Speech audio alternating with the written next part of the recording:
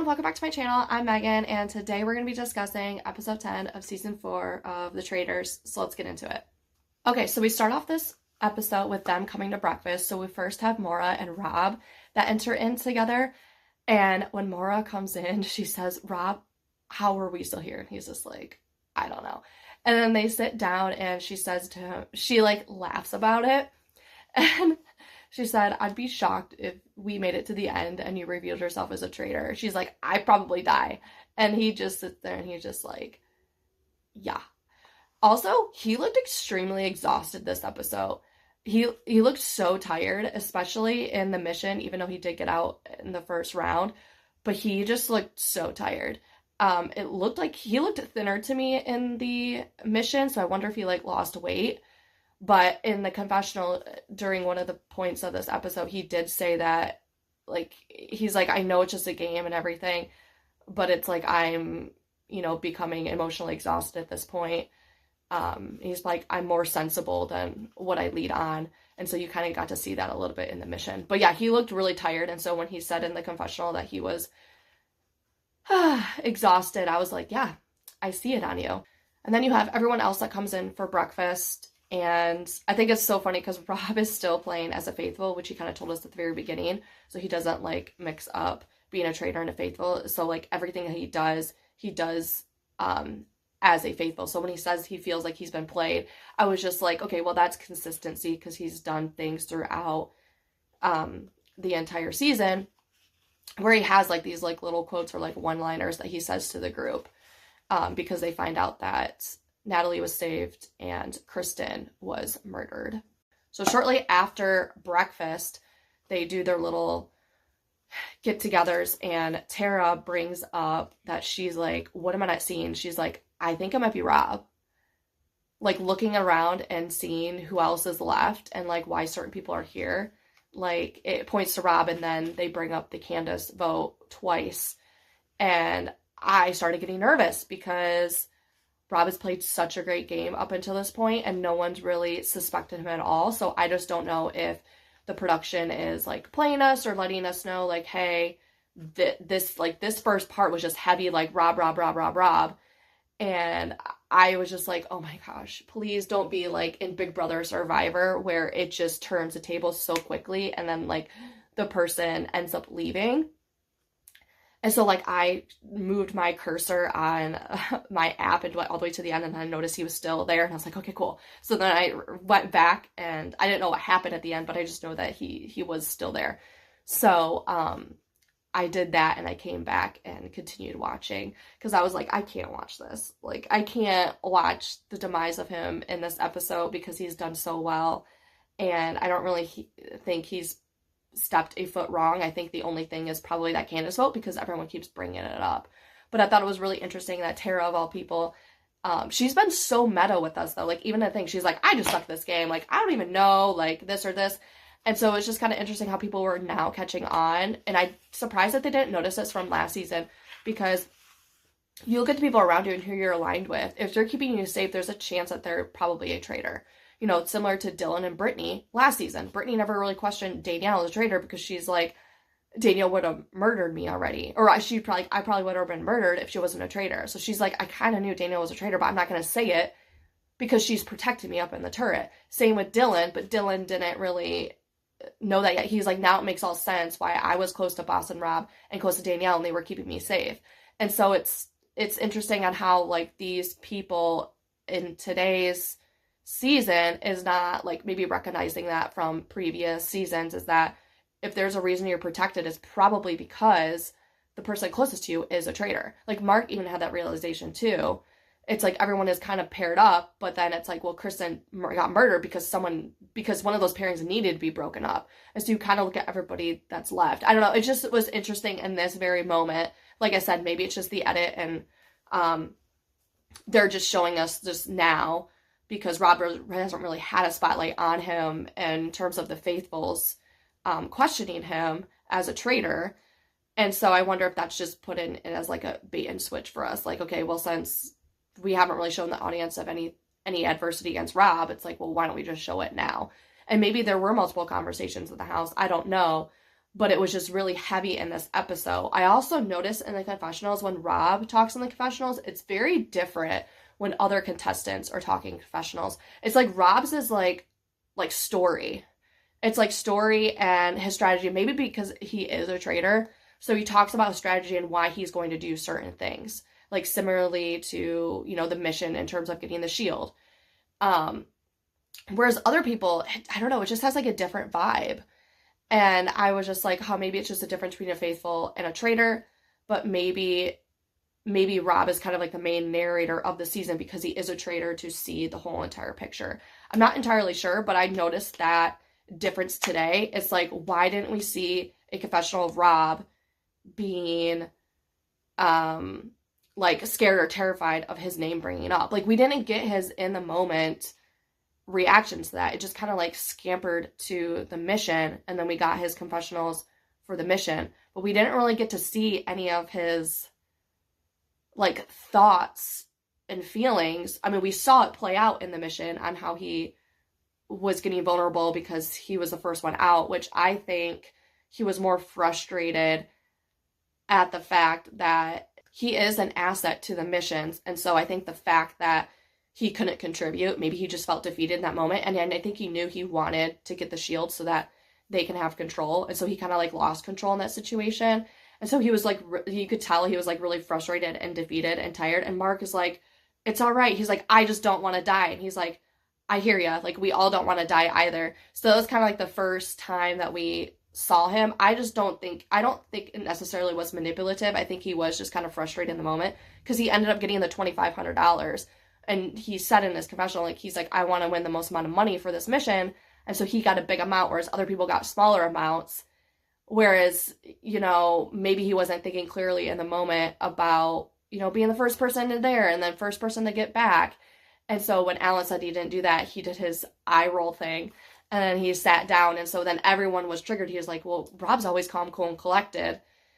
But even Natalie says afterwards on the Bob and Rob podcast, she's like, yeah, at that point, it's just like, you're just emotionally drained. Like, you don't really necessarily have the fire to continue sometimes going on when you know the time is coming to an end. So in that moment, I'm just thinking in my head, I'm like, I'm pretty sure everything is just like coming at him at once, and he's human too.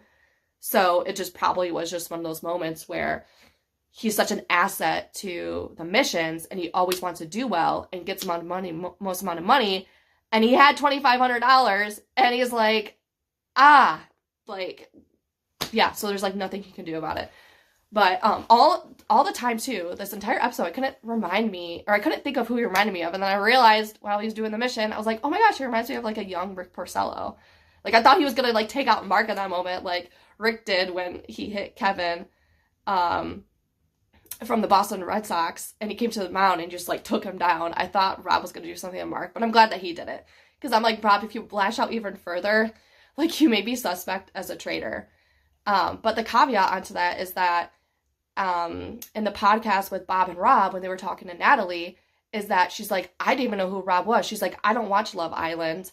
And Bob and Rob were talking about how good it is to be an unknown, because not many people knew Rob from Love Island. Like, not many people on the show, maybe just Maura, but not many people were familiar with like his demeanor and kind of who he was from the show. So I think that definitely plays an advantage for him in this game, especially since he was chosen as a traitor at the very beginning. And so I think people are now like, I think this actually fits Rob. I think he thrives in this type of show. And people are just now seeing kind of like who he is and everything. And I see people in the comments are like, oh my gosh, these people, if they watch Love Island, they would know what Rob is like. Like, this is not unheard of him to be acting this way. And I just think it's so great. I think it's so different than like when you're going to work or you're playing sports on a field. It's like you're still yourself, but you're a slightly different version of yourself because you are in a competitive environment. So you're going to have like high expectations for yourself. You're going to have a different attitude towards things. And so I think in that moment you kind of saw that competitiveness and probably that worry for the first time for him. So the roundtable was so good. I was so nervous going into it because I didn't know whether they were going to go for Rob or for Natalie. And I know that Rob was pushing, hey, we need to get Natalie out. Oh my gosh, the roundtable took a turn. Tara and Natalie going against it. Oh my gosh. Tara this episode was like so good. I'm really loving her. I absolutely love Tara. And man, her at the round table, I was with Rob at the end when he was laying on the pool table with Mark. Do you think it's Tara? And he's like, no, she's so nice and everything, and her reaction, that wouldn't have been a reaction. Because tonight, it looked like Tara was a traitor. Like, it looked like the way that she manipulated Natalie and everything, and she's like kind of all over the place and messy, which can be good as a traitor. And she just has like a great like personality, bubbly to like lead the conversation.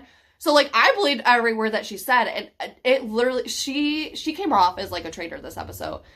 So it was just crazy on how Natalie ended up going due to Tara like jeopardizing everything, because they really could have gotten Rob out if they really wanted to.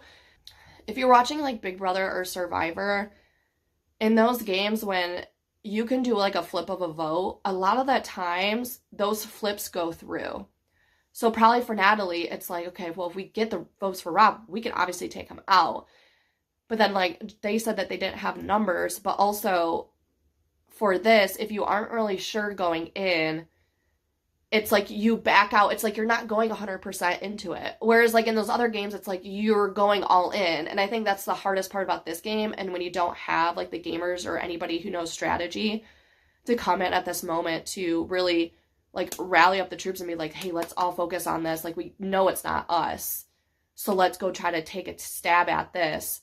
But like no one was like willing to break that, because Rob had closeness and alliances with these other people. So people weren't going to, you know, throw away their original alliance because he's keeping them safe.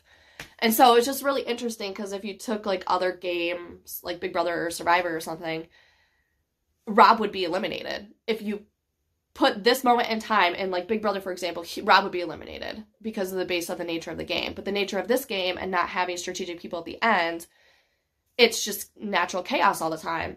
And I think that Tara Natalie was just brilliant. It was just great TV. Like, I loved it. Obviously, Rob was safe and everything. He used the dagger.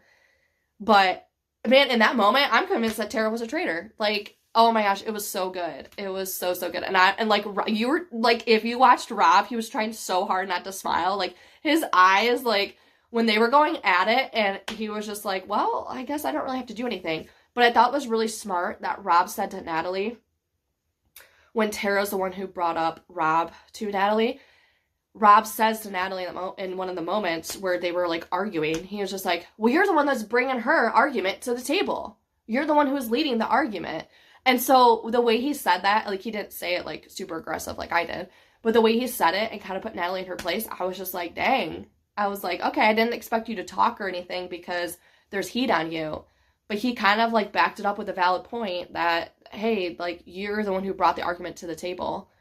I like when it goes back to the turret and they're both, like, exhausted. And then he's like, Eric, yeah, you're probably going to need to talk more. You didn't talk more at the round table. He's like, I didn't even know, like, what to do, honestly. But Johnny is on the right path that both Eric and Rob are traitors. I feel like the safest bet would be to murder Mark, because everyone else is kind of paired up a little bit. I mean, if Tara and Johnny, is it wise enough to get one of them out when you can easily banish them, especially if it's Rob, Eric, and Maura? Because they said in the turret, they're like, we can't really get rid of Maura because she's part of our plan. So I'm thinking in my head, if Rob and Eric said that Maura is part of their plan, maybe it's him, Maura, and Eric, Rob, Maura, and Eric at the end. Maybe they want the three of them at the end together. So that would probably mean to murder Mark and then to banish Johnny and Tara. That is what I'm thinking. They ended the scene with them all outside in front of the coffin, and the ending scene was Maura, like, jumping up, like, oh.